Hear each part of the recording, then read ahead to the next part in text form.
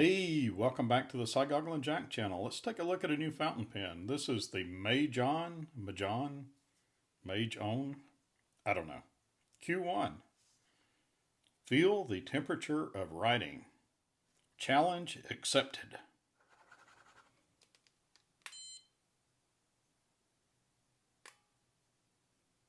(71.6 degrees Fahrenheit).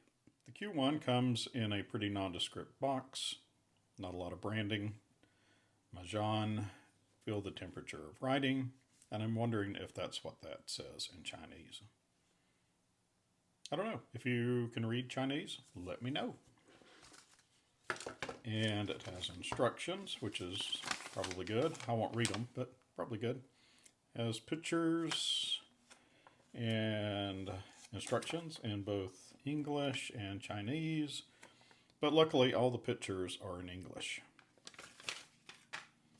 Okay, let's take it apart.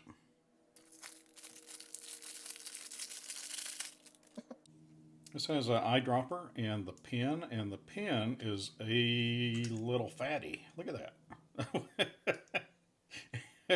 I don't know. We'll see. I don't know. I don't know. I don't know. I just don't know. We'll see. I don't know. I kind of like it. Look at that. Wow. I'm surprisingly okay with that. I think that's got a good grip on it, you know? Having a big fat pen like that, even though it's short. My thought was that this would be kind of a pocket dropper, and it is an eyedropper pen, obviously. And I don't have one, so this will be my first attempt at an eyedropper pen. And it looks like it's made out of acrylic or just a thick plastic.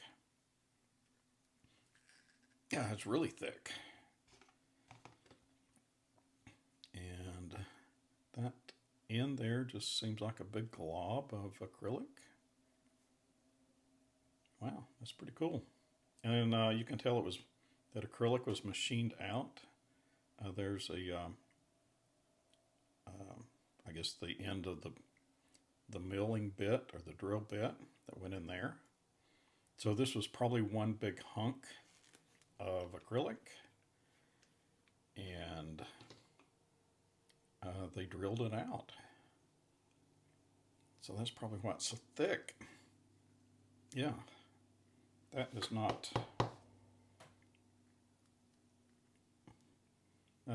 really flexible at all.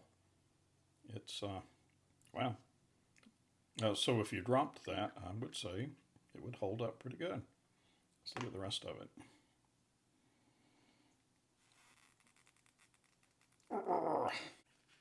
Okay, I'm pretty sure you can get the feet out. I'm not gonna do it any more than that because I'm afraid I'll break it. But it's in there, so I don't guess it'll leak if it's really stuck in there that good. Looks like there is a rubber gasket there, which is good. And the threads are really smooth. Yeah. Wow. Well done. For a, it's under $20, I think.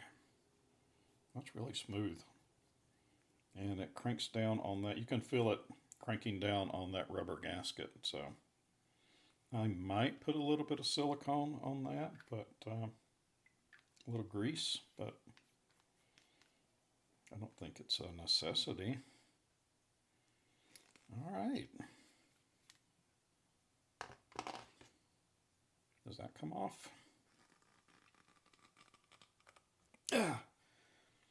They really cranked it down if it does. I'm sure it does. It does. There are threads in there. I'm not going to force it. Wow, it's really on there. Maybe they didn't want me taking it apart. How does this go together? All right. Well, nothing could be simpler, you know. Just eyedropper some ink in there, and we will try it out.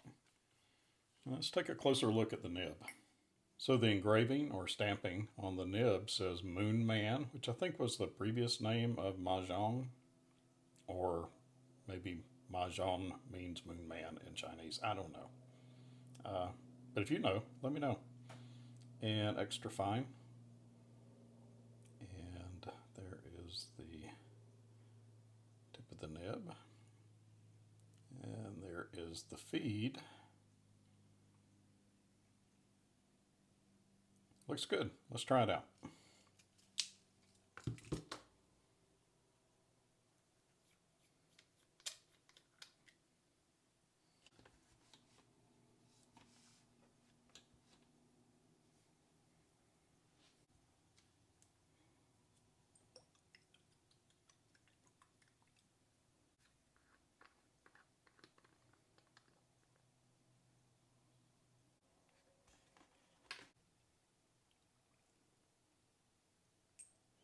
Found another use for my fish scaler.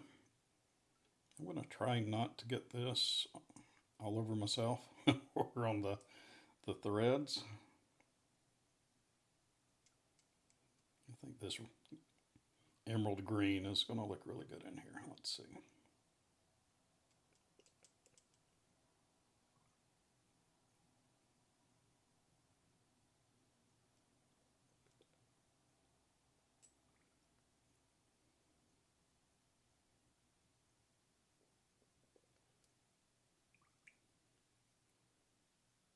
Yeah, one more. Yep, I don't want to overfill it. And we'll put the nib on. Oh, I forgot to grease it up. Oh well. This will be a true test.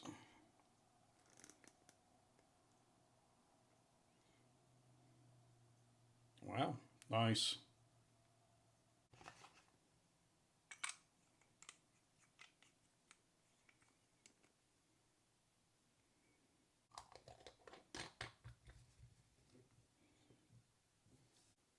Ah, look. The clip on this thing is really sturdy. It's really on there. That's thick. The whole thing is thick and feels like it's really built like a little tank. So I think it's going to be very durable. And I don't feel too uncomfortable putting this in my pocket because once you screw that down, if it did leak any, I think it would just leak into the cap. That would be my hope, especially if it was in my pocket. And then there is some lettering here on the little ring. Mahon, Mahjong, Majhon, Majhon. I don't know. I don't know. But this is the Q1 and holds a lot of ink. Probably won't have to fill that up for a while. And I was a little worried that it would not be well made for the price that I paid. But it's thick. It's just a big piece of acrylic. And of course, the real test is how does it write.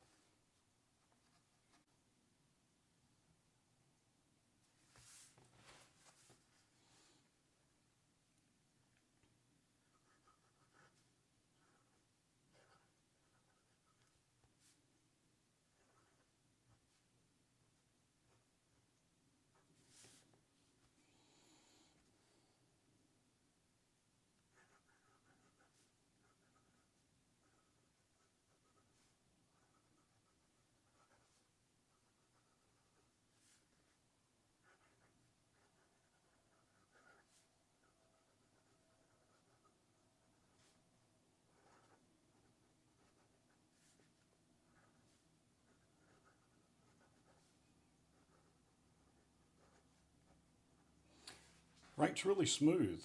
I'm really impressed with how smooth it does write. I think it writes similarly to my TWSBI nib right out of the box. This was really, really smooth. And this is probably equally as smooth.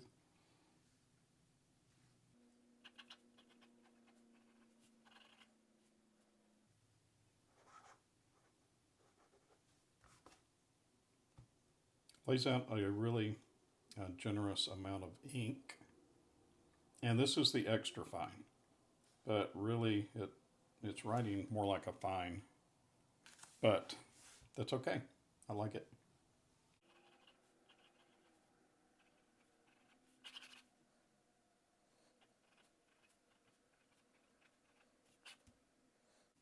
Okay, so right off the bat, no complaints. I think it is a good bargain at $20. Yeah, I think it will be very durable. It's just a big solid chunk of acrylic, it looks like, that they've machined out. And it holds a really generous amount of ink. It posts really well. The cap feels, there's no threads or catch or anything. So that's probably going to get scratched up. But that is pretty smooth. But it fits on there really good. And creates kind of a suction on there, so it's stuck on there pretty good. And it's pretty comfortable to be such a short pen. It feels really good. It's fat. It's a little fatty. So, you know, you get a good grip. I don't know. I like it. I think for older folks like myself, having a larger thing to grip onto is a good thing. Or for younger folks who write a lot for hand cramps and such. I like it. It's unusual. It's different. And I don't think it's too fat to drop down in a pocket. It's certainly short enough. Let's look at some size comparisons.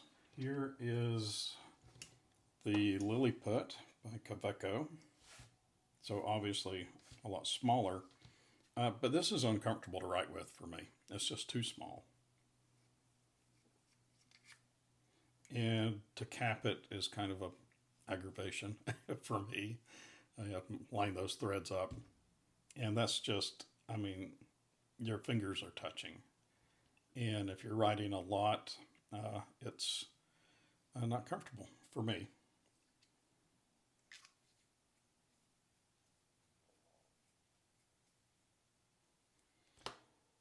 Here are a couple of other pocket droppers. These are Kaweco Sports. So it's a little bit longer than a Kaweco Sport, but a lot fatter. And a Kaweco, the grip on a Kaweco, is about standard. This is about what you would expect from any pen.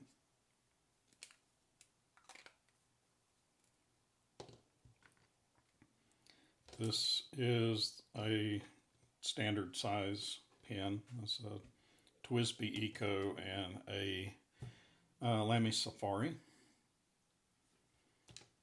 And the nibs on this one compared to, let's look at a Sport. The nib is bigger.